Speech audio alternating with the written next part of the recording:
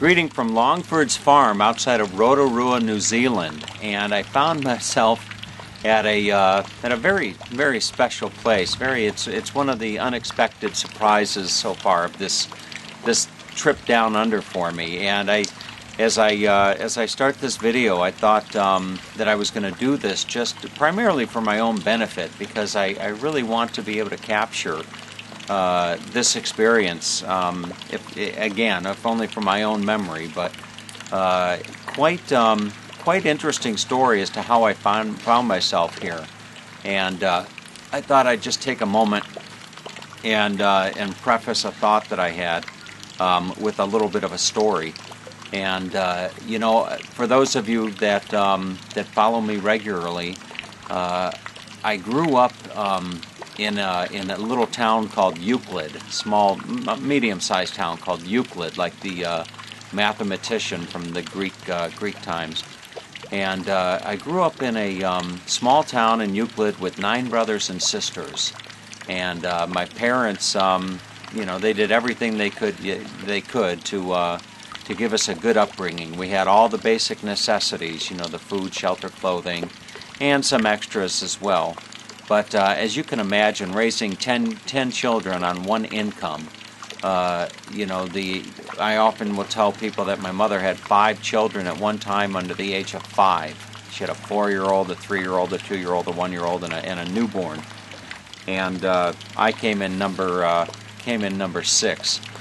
But anyway, the correlation to that and where I find myself now is that as a child, if we ever wanted anything really above and beyond the basics, we had to figure out a way to get it ourselves, be it shoveling snow, raking leaves. I did a lot of door-to-door sales, selling Christmas cards in July, and I sold seeds for people to plant in their gardens. I even sold coat hangers for my oldest sister.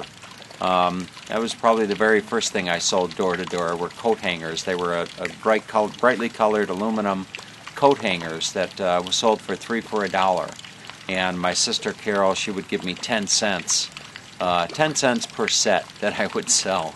And lo and behold, she got a nice little lapel pin for selling the most coat hangers. So I don't know if my success at selling coat hangers was because I was a cute little 5-year-old, or maybe I just had, I was a natural-born salesman.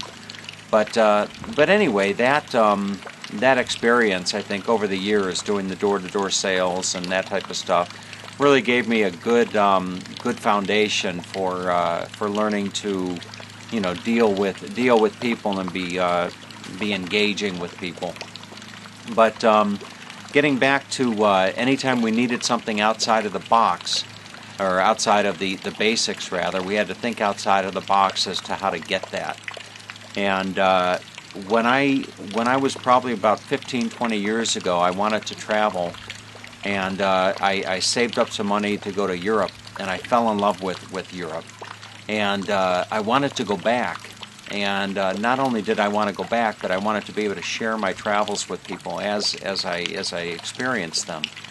I've always had a desire to travel. So I had a light went on over my head, and I thought that I'll make a website, and I'll give it a cool name like EuropeWithASmile.com. And on this website, I will use it to share my travels, to upload pictures and write my story. This is way before blog ever came about. So I built this website, and I thought, gee, if I want to share my travels with people, I'll have to be in a hotel where they have internet, because back then they didn't have the internet that they do these days on every street corner and in every Starbucks. I don't even think they had Starbucks back then. But anyway, so on this website, Europe with a Smile, I put a little link on there that says I suggest, and I went out and I bought a book called The Greatest Places to Stay in Europe, and I spent the better part of a few days taking every email address out of that book, putting them into a database categorized by country. And when I was all done, I shot out one email to several hundred hotel owners asking them if they would exchange accommodations for my services. And needless to say, even though all of my friends said, it'll never work. Well, I should say all of my friend, my friend.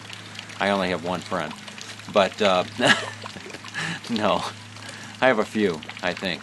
But anyway, so I sent out this email, and lo and behold, the very first email that came back was from Maximilian Eidelhuber, and he was from Landhaus zu Apsbach in St. Wolfgang, Austria. And needless to say, as the story goes, I ended up traveling for the better part of 5 years, every summer, anywhere from a month to 3 months at a time.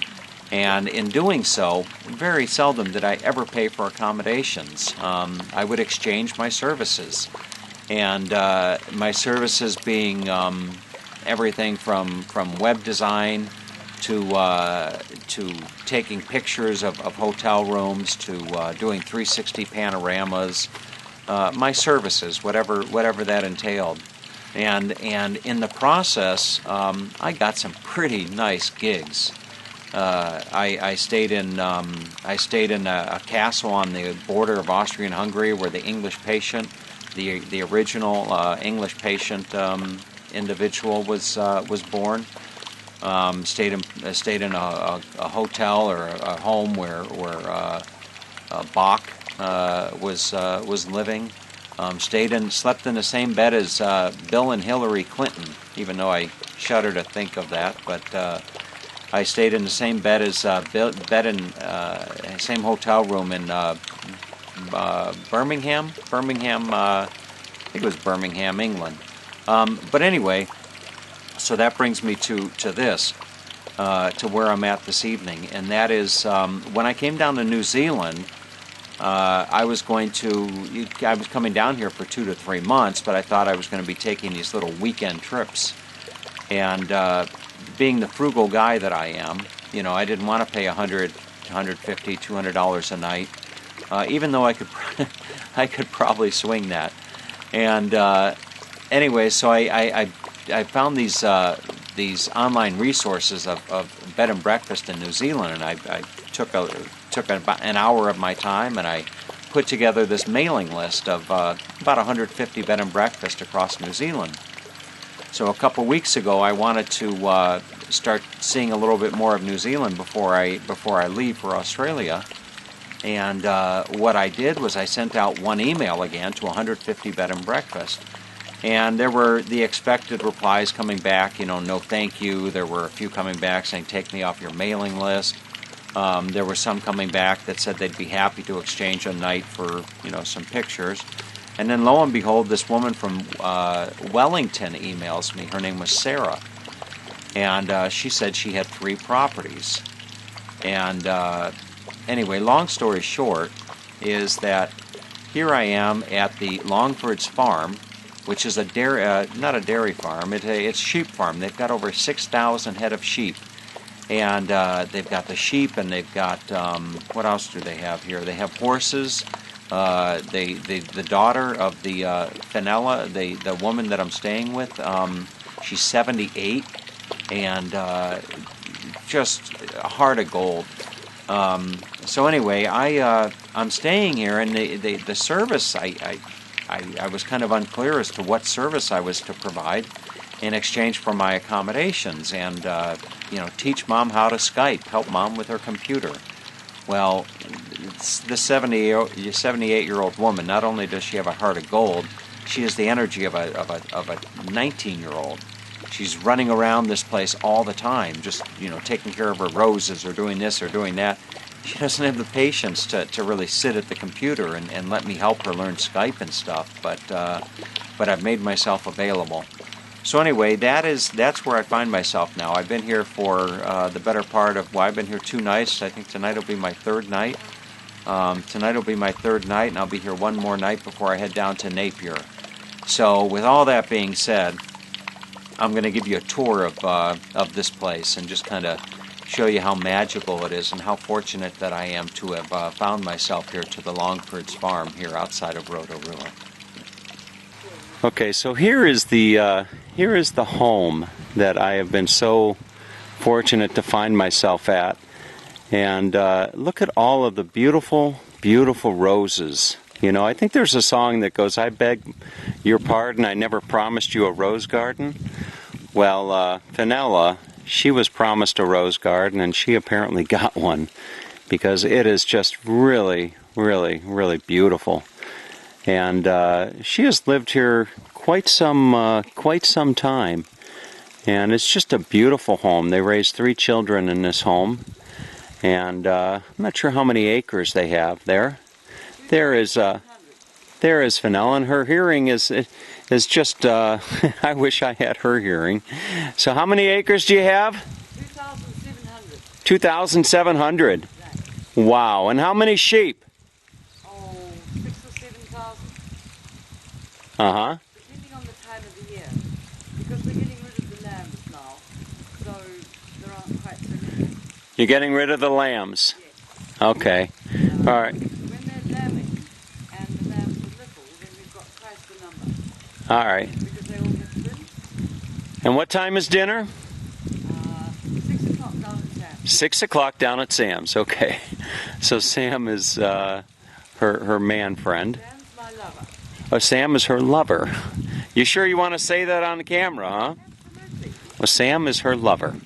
So, anyway, I'm going to do a nice pan around around the property here, and then you can see the lake, and there are the sheep grazing down in the. Not sure if those are ewes or rams, or I think they said they have one ram per 70 sheep, or something like that. So they have like 6,000 sheep, and I don't know. You do the math on the rams, but look at just how beautiful that is. And then the view, that lake, you know, I'd probably do it misjustice pronouncing it. Okareka, O-K-A-R-E-K-A. But this is all their property, and I'm going to just take you for a nice little walk here. And they're getting ready. That's the tennis court down there, and they rent that out for weddings. They have the tent. I don't think Vanilla plays tennis anymore. But let's take a walk down the hill, shall we? All right, so as you're driving up the driveway here to Vanella's, you can't help but to chuckle as you come across this little gnome village that they have sitting amongst the redwoods. So you can see they've got a pretty much a full-blown village happening here of gnomes. I think that's what you call these, gnomes. So all along here, and then the road. I shouldn't have said the driveway, but the actual road. As you're coming up here, it's just beautiful redwoods. I believe these are redwoods, young redwoods, and then they're mixed in with the beautiful. I want to call that fern. It looks like a fern. Maybe that's not the proper name for it, but nonetheless. So it's just a very beautiful environment all around. And we'll go down and I'll show you the sheep and the horses, and then the lake. And just down the road, I come across, these are Sam's hens, and maybe I can get Sam to show us how he rounds up how he herds his hens every evening. So we'll see. Sam's house is just around the corner, so maybe I'll see if he can show us that. Okay, I would be willing to bet that you're looking at a ram right there. And as I said, they have, I think they have one ram per 60 or 70 sheep. And these hens seem to be following me. I think they want I think they're looking for a handout. I'm not quite sure. So they're certainly not too skittish, you can see.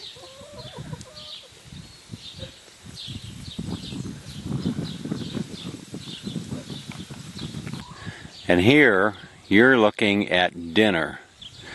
These are lamb chops.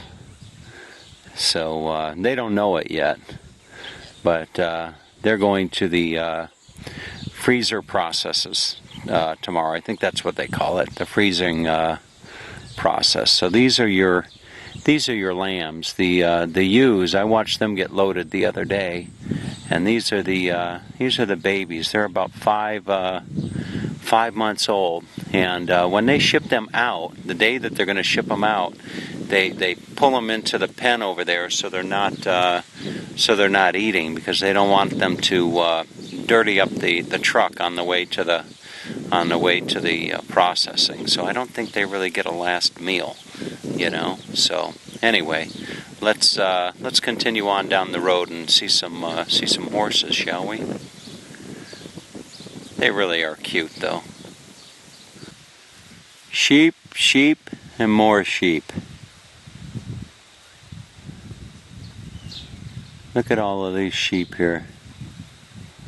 So somewhere at 2,700 acres, their property goes quite some distance. You can see as I come back up around here, they've got some hills up in the back, and there's property, you know, beyond those hills as well. So let's continue down and see if there's some horses in the pasture. Just a little further up the road as you come into the Longfords Farm is the horse pasture, and the daughter here, Lucy, she has a business. If you were to type in horse trekking Rotorua, you would probably see her website right up at the top of the search engine result page. So she has not sure how many horses she has here, but probably better part of 20, I would imagine. And she takes people on horseback riding tours around the lake here by the farm. And just a very, very, very laid back, relaxed type of lifestyle here in New Zealand, at least in this part of New Zealand, I would say. Alright, if I couldn't pronounce it, you can see why. Okareka Walkway, I think, or Okareka, I don't know. Anyway, I gave it my best shot. But you can see here is the walkway around the lake, and it's 5.5 kilometer return length walkway, and it's really a beautiful walk. I came here the other day, and as you'll see, they've got a wonderful path, or trail, if you will, just up ahead. Look at this beautiful lake. It'd be a lot prettier, I'm sure, with a blue sky, but nonetheless, you get the idea. Blasted into existence. Standing here today, it's hard to imagine the incredible violence that formed the land around you. In 1886, the ground shook as thunderous explosions spewed rock and mud up to 15 kilometers away. Mount Tarawera was literally split open. Although the earth is now at peace, change is actually still taking place. Take some time to look around. A series of easy-to-read signs will help you learn a little bit about this fascinating area. Alright, I found my way to the walkway that was donated by Vanella's husband here to New Zealand.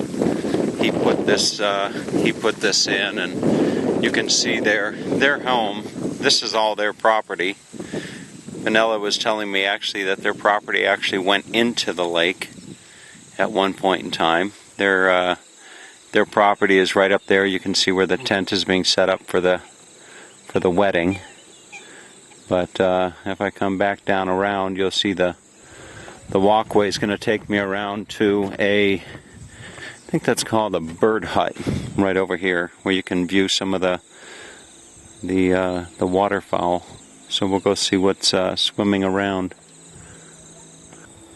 Alright, I found my way into the bird watching hide, H-I-D-E, and you can see there's a beautiful black swan off in the distance swimming. And then I pan around and there's some more swans and other types of birds here enjoying a nice evening. Go. All right, so we just wrapped up a wonderful dinner, and when I say we, I'm here with Sam. Sam is Fenella's love. Right?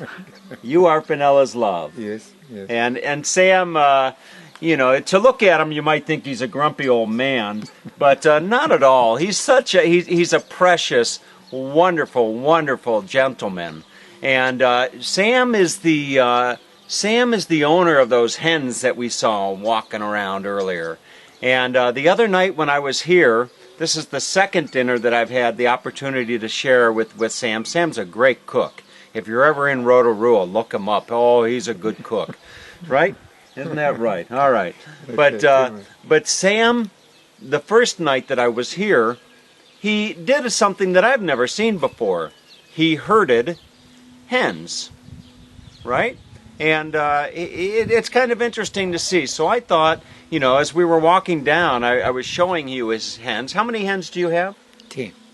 You have 10 hens. Do your hens have names? Yes. They do. Yes. You know your hens' names. Oh, yes. What are their names? Oh, there's Minnie. Minnie. And Jella. And Cluck. And Scratch. And... Well, you can introduce me to them when we get them in the hen house, right? Okay. So you'll introduce me. We're going to go round up these. We're going to go round up these hens, and then we'll bring you along and show you. Let's go. All right, so here goes Sam to get the hens, and he's being followed by his two. These are hen dogs. You've heard of sheep dogs before. Well, these are Sam's hen dogs, and.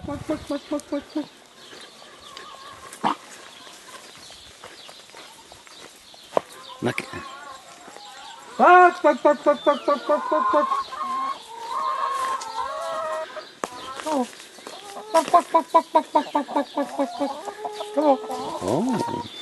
so look at this.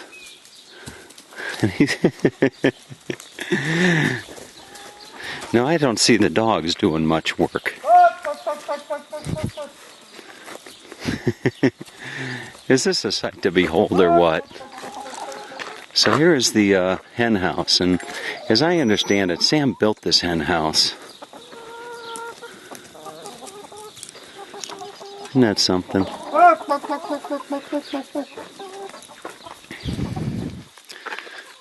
Okay, the dog's standing guard.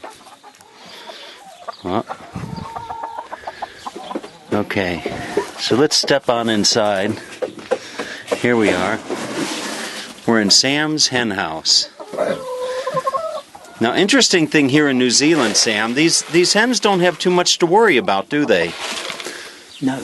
Other than the occasional dog that we... Yeah, but no foxes. No foxes, no predators. Yeah. So you can... Well, now, what are you feeding them? These are commercial pellets. I'm sorry, commercial pellets? Okay. But they have that at night, and Okay. in the morning, after they've laid their eggs, Yes. I let them out so they can go and eat the slugs and the worms and all the natural food. Interesting. So that and grass and green. So these are what we would call free range hens, right? Yeah, very much. Now your lovely Fenella, she made me scrambled eggs this morning. Did those eggs originate out of this Yes. hen house? Yes.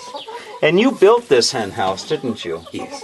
How many years ago did you build this hen house? 10 years. About 10 years ago?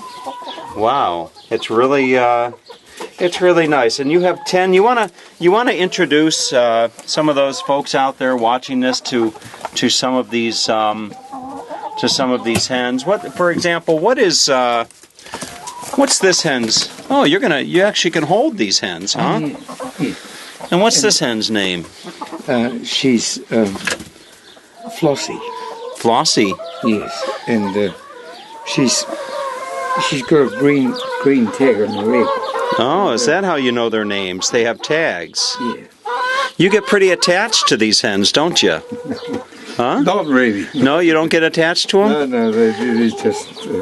Now, where's the rooster? we don't have a rooster. No rooster. No, Is there...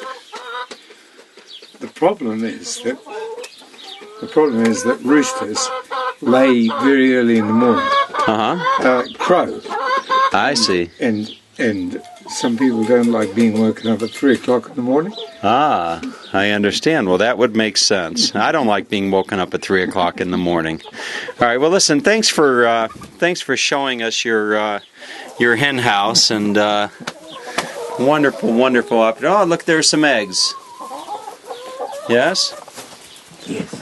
Does any one particular chicken do better egg productivity than the others?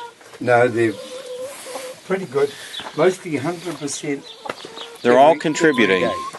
And there's your there is your faithful your faithful hen dog, right? Yes. Did it take a long time to train your hen dogs? Yes. It did? Yes. Okay. Because they come from Himalaya. Uh-huh. And they don't have many hens there. Right. And do you have like hen dog competitions here in New Zealand? Yes. Yes. You know, I'm just pulling your leg trying to make you taller, right? All right. So goodbye from Longfords Farm in New Zealand. Take care.